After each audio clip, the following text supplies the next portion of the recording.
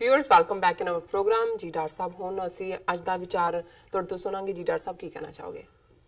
देखो ਅਸੀਂ शुक्रवार ਦੇ ਪ੍ਰੋਗਰਾਮ ਚ ਸ਼ਲੋਕ ਵਾਰਾਂ ਤੇ ਵਧੇਕ ਵਿਚਾਰਦੇ ਹਾਂ ਅੱਜ ਦੋ ਸ਼ਲੋਕ ਵਿਚਾਰ ਅਧੀਨ ਨੇ ਜੀ ਔਰ ਜ਼ਾਹਰ ਹੈ ਵੀ ਜਦੋਂ ਅਸੀਂ ਰੂਹਾਨੀ ਸਫ਼ਰ ਦੀ ਗੱਲ ਕਰਦੇ ਹਾਂ ਜ਼ਿੰਦਗੀ ਦੇ ਵਿੱਚ ਇਸੇ ਇਨਸਾਨੀ ਲਾਈਫ ਚ ਜੀ ਤੇ ਵੱਡੀਆਂ ਟੈਂਪਟੇਸ਼ਨਸ ਆਲੇ ਦੁਆਲੇ ਜਿਸ ਨੂੰ ਅਸੀਂ ਮਾਇਆ ਵੀ ਕਹਿੰਦੇ ਹਾਂ ਜਿਸ ਨੂੰ ਅਸੀਂ ਦੁਨੀਆਦਾਰੀ ਵੀ ਕਹਿੰਦੇ ਹਾਂ ਜਿਸ ਨੂੰ ਅਸੀਂ ਗ੍ਰਸਤ ਜੰਜਾਲ ਵੀ ਕਹਿੰਦੇ ਹਾਂ ਜੀ ਇਹ ਸਾਰੇ ਲਫ਼ਜ਼ ਇਸ ਲਈ ਨੇ ਕਿਉਂਕਿ ਇਹ ਸਾਨੂੰ ਸਾਡੇ ਅਸਲੀ ਇਸ਼ਕ ਤੋਂ ਇਸ਼ਕ ਹਕੀਕੀ ਤੋਂ ਭਟਕਾਉਂਦੇ ਨੇ ਅਸੀਂ ਉਹਨਾਂ ਦੇ ਵਿੱਚ ਫਸ ਜਾਂਦੇ ਹਾਂ ਇਹ ਰੱਬ ਦੀਆਂ ਨਿਯਮਤਾਂ ਨੇ ਜੀ ਲੇਕਿਨ ਬਹੁਤ ਵਾਰ ਉਹਨਾਂ ਨਿਯਮਤਾਂ 'ਚ ਅਸੀਂ ਫਸ ਜਾਂਦੇ ਹਾਂ ਤੇ ਜਿਵੇਂ ਗੁਰੂ ਸਾਹਿਬ ਨੇ ਫਰਮਾਇਆ ਕਿ ਦਾਤ ਪਿਆਰੀ ਵਿਸਰਿਆ ਦਾਤ ਹਾਰਾ ਦਾਤ ਜਿਹੜੀ ਹੈ ਉਹ ਗਿਫਟ ਹੈ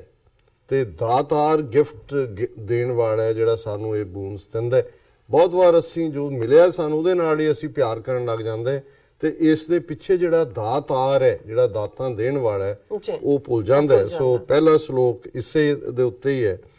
ਬਿਨ ਸ਼ਬਦ ਹੈ ਜਗਤ ਬਰਲਿਆ ਬਰਲਿਆ ਹੁੰਦਾ ਸ਼ਦਾਈ ਜੀ ਬਿਲਕੁਲ ਕਮਲਾ ਹੋਇਆ ਬਿਲਕੁਲ ਬਾਵਰਾ ਹੋਇਆ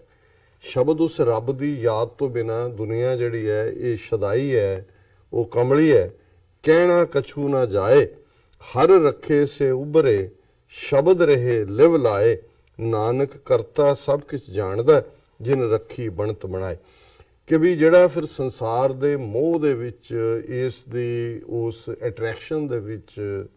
ਦੁਨੀਆਦਾਰੀ ਦੀ ਗਰੀਡ ਦੇ ਵਿੱਚ ਫਸ ਜਾਂਦਾ ਹੈ ਉਹਦੇ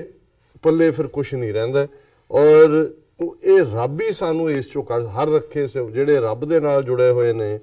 ਸ਼ਬਦ ਰਹੇ ਲਿਵ ਲਾਏ ਉਹਦੀ ਯਾਦ ਨਾਲ ਜੁੜੇ ਹੋਏ ਨੇ ਉਹ ਇਸ ਸਾਰੀ ਅੱਗ ਤੋਂ ਦੁਨੀਆ ਦੀ ਬਚੇ ਰਹਿੰਦੇ ਨੇ ਜਿਉਣਾ ਤਾਂ ਉਹਨਾਂ ਨੇ ਵੀ ਹੁੰਦਾ ਹੈ ਲੇਕਿਨ ਉਹ ਚੀਜ਼ਾਂ ਉਹਨਾਂ ਦੀ ਸੁਰਤ ਨੂੰ ਉਹਨਾਂ ਦੇ ਮਨ ਨੂੰ ਉਹਨਾਂ ਦੀ ਰੂਹ ਨੂੰ ਕਮਜ਼ੋਰ ਨਹੀਂ ਕਰਦੀਆਂ ਨਾਨਕ ਕਰਤਾ ਸਭ ਕੁਝ ਜਾਣਦਾ ਜਿਨ ਰੱਖੀ ਬਣਤ ਬਣਾਏ ਕਿ ਇਹ ਸਾਰੀ ਕ੍ਰੀਏਸ਼ਨ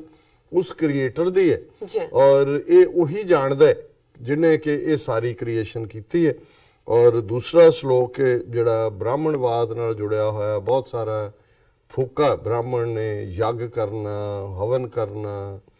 ਸਰਾਧ ਨਰਾਤੇ ਪਤਾ ਨਹੀਂ ਕੀ ਪੂਜਾ ਤੀਰਥਾਂ ਤੇ ਨਹਾਣਾ ਸਾਰੀ ਜ਼ਿੰਦਗੀ ਉਹਨਾਂ ਨੇ ਐਸਾ ਚੱਕਰਵਿਊਹ ਬਣਾਇਆ ਹੋਇਆ ਜਿਹਦੇ ਚ ਲੋਕਾਂ ਨੂੰ ਫਸਾਇਆ ਹੋਇਆ ਸੋ ਗੁਰੂ ਸਾਹਿਬ ਫਰਮਾਉਂਦੇ ਨੇ ਹੋਮ ਜਗ ਸਭ ਤੀਰਥਾ ਪੜ੍ਹੇ ਪੰਡਤ ਥੱਕੇ ਪੁਰਾਣ ਬਿਖ ਮਾਇਆ ਮੋਹ ਨਾ ਮਿਟਈ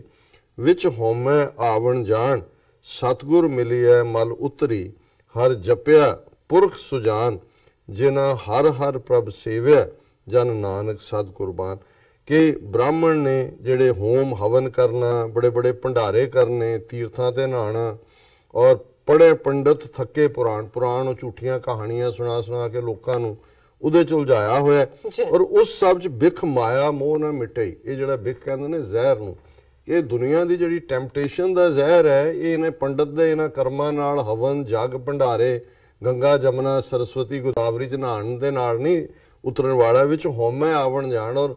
ਫਿਰ ਜਿਹੜਾ ਤੁਹਾਡਾ ਜੰਮਣ ਮਰਨ ਹੈ ਉਸੇ ਚ ਹੀ ਹੋਮੈ ਦੇ ਵਿੱਚ ਤੁਸੀਂ ਜੰਮਦੇ ਹੋ ਹੌ ਵਿੱਚ ਆਇਆ ਹੌ ਵਿੱਚ ਗਿਆ ਹੌ ਵਿੱਚ ਜੰਮਿਆ ਹੌ ਵਿੱਚ ਮੋਆ ਹੌ ਵਿੱਚ ਸਚਿਆਰ ਕੁੜਿਆਰ ਹੌ ਵਿੱਚ ਪਾਪ ਪੁੰਨ ਵਿਚਾਰੋ ਸਾਰਾ ਸ਼ਬਦ ਹੈ ਕਿ